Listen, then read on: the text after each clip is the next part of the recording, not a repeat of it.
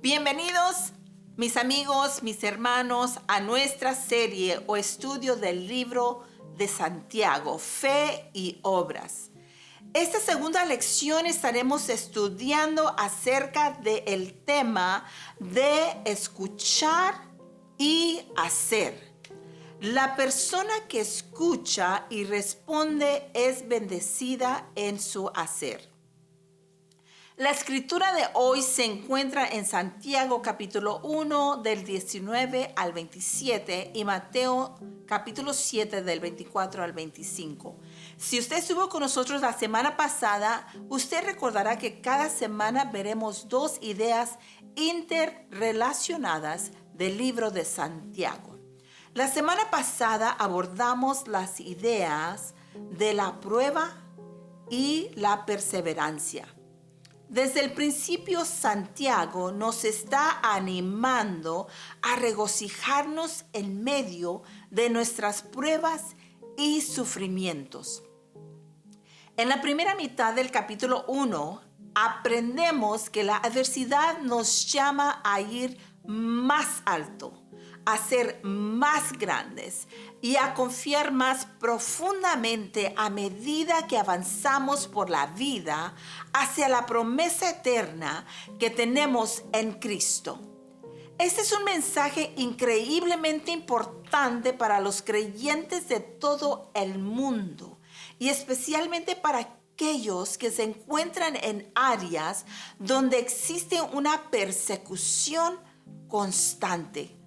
El capítulo 1 de Santiago nos anima a que seamos oidores y hacedores de la palabra. Su punto principal aquí es que una cosa es escuchar y recibir la palabra y otra cosa es actuar o hacer en consecuencia.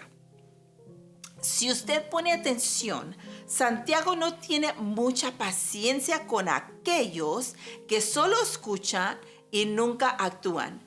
Él desarrolla este tema y expande sus pensamientos a lo largo del resto del libro de Santiago. Pero la sección que veremos hoy es donde todo comienza. Y es importante recordar durante las próximas semanas que Santiago era un buen pastor que se preocupaba profundamente por su iglesia, así como el pastor Durance. A veces puede sonar duro, pero su carta está motivada por el amor y la compasión por la salud de su iglesia.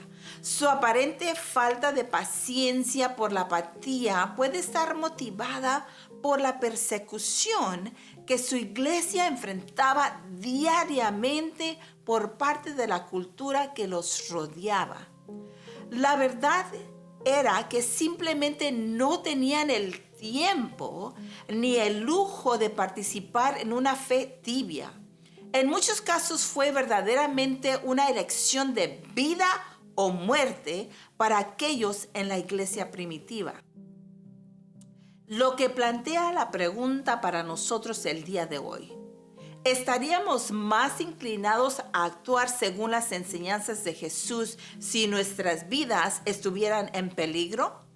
¿La persecución externa motivaría nuestra fe? Sé que no responderemos completamente estas preguntas el día de hoy, y tal vez ni siquiera a lo largo de nuestra serie. Pero tenemos que empezar en alguna parte. Si abren sus Biblias conmigo en Santiago capítulo 1, versículo 19. Si usted tiene hijos o si en algún momento de su vida ha sido un niño, el siguiente ejemplo tendrá mucho sentido. ¿Alguna vez le han pedido o usted le ha pedido a uno de sus hijos que haga algo y estaba bastante seguro de que lo escucharon? De hecho, incluso recibió una confirmación verbal o un movimiento de cabeza solo para descubrir que muchas horas después lo que pidió nunca se hizo. ¿O alguna vez ha sido usted el niño en ese escenario? De cualquier manera, hay algo específicamente molesto en ser ignorado. O en este caso, ser escuchado, posiblemente incluso reconocido y luego ignorado. Esta es una parte de la idea detrás de escuchar y hacer que vamos a cubrir el día de hoy. Escuchar y hacer. Es posible que haya escuchado esta parábola antes. En Mateo 21, 28 al 32, la parábola de los dos hijos. La parábola habla que el padre mandó a sus dos hijos a trabajar en la viña. Un hijo dijo, no voy, y después se sintió mal y fue. El otro hijo dijo, yo voy, y no fue. En este pasaje Jesús está haciendo un punto poderoso acerca de escuchar y hacer. Con eso en mente, aquí hay una pregunta importante que viene directamente de la parábola de los dos hijos. ¿Quién de los dos hizo lo que su padre quería? No sé ustedes, pero esta parábola me invita a pensar largo y tendido sobre a qué hijo me parezco más en la parábola. ¿Estoy escuchando las palabras de Jesús? ¿Estoy escuchando su voz a través del aliento de la Biblia? En Santiago capítulo 1, 19 al 27, nuestra sección aquí comienza con Santiago dirigiéndose a sus oyentes como amados hermanos, o dicho de otra manera, la familia de la iglesia que amo. Como hemos dicho antes, Santiago era un buen pastor que se preocupaba profundamente por su congregación. De hecho, se preocupó lo suficiente como para compartir con ellos las verdades contundentes que siguen a lo largo del resto de su carta. Comenzando con el estímulo de ser rápidos para escuchar, lentos para hablar y lentos para la ira. He oído decir que todos tenemos dos oídos y una boca, por lo que debemos escuchar el doble de lo que hablamos. Santiago pasa gran parte de su carta abordando las palabras que usamos, la forma en que hablamos y el poder de lo que él llama la lengua. E incluso en este versículo inicial de nuestro día, escuchamos la invitación a reducir la velocidad. Escuchar con atención, responder en consecuencia. Sed lentos para enojarnos, dice Santiago, porque la ira del hombre no produce la justicia de Dios. La ira no solo puede conducir al pecado y arruinar nuestro testimonio a los demás, sino que también puede arruinar las relaciones que tenemos a nuestro alrededor. Cuando la ira conduce al pecado, no produce la justicia de Dios. Por lo tanto, quitad toda inmundicia y maldad desenfrenada y recibid con mansedumbre la palabra implantada que puede salvar nuestras almas. Santiago estaba exhortando a sus oyentes a dejar de lado la inmundicia y la maldad desenfrenada, ninguno de los cuales llevará al reino de los cielos. Pero en cambio dice, reciban con mansedumbre la palabra implantada, la cual es poderosa para salvar sus almas. No podemos exagerar fácilmente cuán profundamente poderosa e importante es la palabra de Dios para nuestras vidas. Si la palabra de Dios no está entre nuestras posesiones más preciadas, necesitamos hacer una verificación de la realidad de nuestra vida. Aparte de Dios mismo, nada es más importante y poderoso que su palabra. Debemos de recibir la palabra en nuestras vidas. Debemos aprender a deshacernos de todo lo demás, de todo estorbo que nos enreda y de todo engaño que busca robar, matar y destruir nuestra vida. Y además de recibir, también se nos anima a actuar. La siguiente línea de nuestro pasaje de Santiago es una que muchos comentaristas y teólogos creen que es el mensaje central de la carta. Dice: sed hacedores de la palabra y no solamente oidores, engañándonos a nosotros mismos. ¿Te imaginas si un jugador de fútbol atrapara la pelota lanzada perfectamente, pero luego se quedara allí mirando solamente la pelota? O si un médico diera a luz a un bebé perfectamente sano para que los padres miraran al bebé por el resto de la vida. Esos ejemplos suenan tan extraños que es difícil imaginar que sucedan. Pero ese es el punto que Santiago también está tratando de demostrar. Él lo amplía en los próximos 2 versículos. Santiago capítulo 1, 22 y 23. Simplemente recibir la palabra, el mensaje, la enseñanza, el aliento, el sermón, el devocional, no es lo mejor de Dios para ti. Lo mejor de Él se encuentra en la respuesta a su palabra. Al final del sermón de la montaña, Jesús dice: todo el que me oye estas palabras y las pone en práctica será como un hombre prudente que edificó su casa sobre la roca. Y cayó la lluvia y vinieron los torrentes y soplaron los vientos y golpearon contra aquella casa, pero no cayó, porque estaba fundada sobre la roca. Como creyentes, estamos llamados a ser personas de acción. Por ejemplo, la Gran Comisión en Mateo 28 comienza con la palabra id.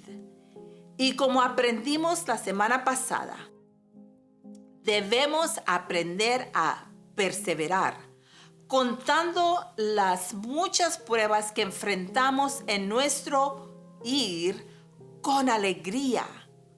Santiago nos anima, pero el que mira atentamente a la ley perfecta, la ley de la libertad, y persevera, no siendo oidor que olvida, sino hacedor que actúa, ese será bienaventurado en sus obras.